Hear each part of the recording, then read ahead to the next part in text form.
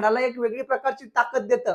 म्हणून सुरुवातीच्या काळामध्ये पोटॅशची बी गरज राहते. तुम्ही मला मग पूर्ण सुरुवातीला पोटॅशची गरज का बरं?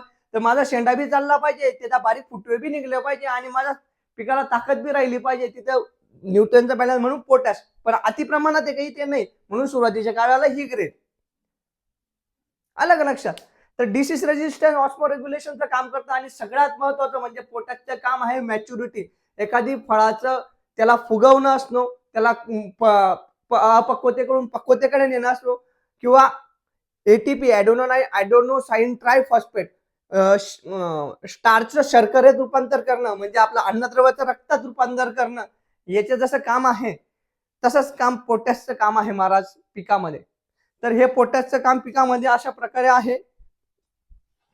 तर पोटॅशचं काम असं सांगितलं मी तुम्हाला, असं आहे महाराज. तर मग मला माल बनवायचा आहे तर मी काय करेल, पोटॅश जास्त वाली ग्रेड शोधेल. मग पोटॅश मध्ये कोणत्या मध्ये जास्त आहे रे? 319 मध्ये 19%, 1261 मध्ये तर विषयच नाही, 1313 मध्ये फक्त 13%. हा 0.34 मध्ये 34% राजी.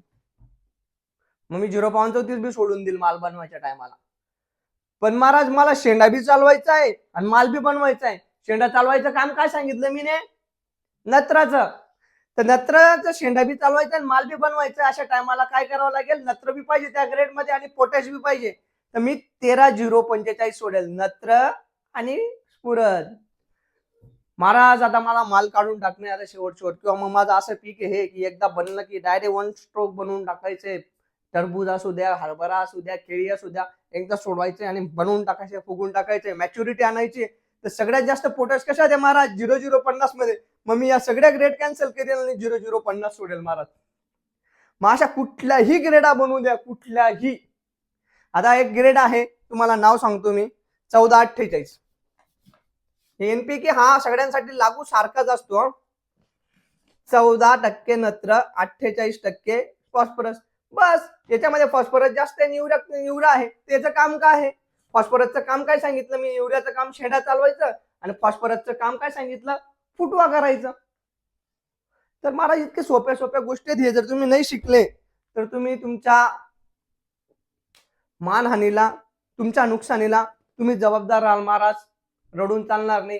चहावाला देश चालवायला लागून गेलाय. निदान आपल्याला आपण बापू जाधवची वडिलोपार्जित शेती करत आलो आहे. आपण प्रॉफिट मध्ये राहण्यासाठी आज वेगवेगळे बिझनेस वेगवेगळ्या पद्धतीने लढतात, वेगवेगळे गोष्टी शिकतायत. तुम्हाला या गोष्टी तर शिकाव्याच लागतील, नाही तर मग फसणं तुमचं नक्की आहे. मी आहेच तुम्हाला फसवायला. जय हिंद, जय महाराष्ट्र.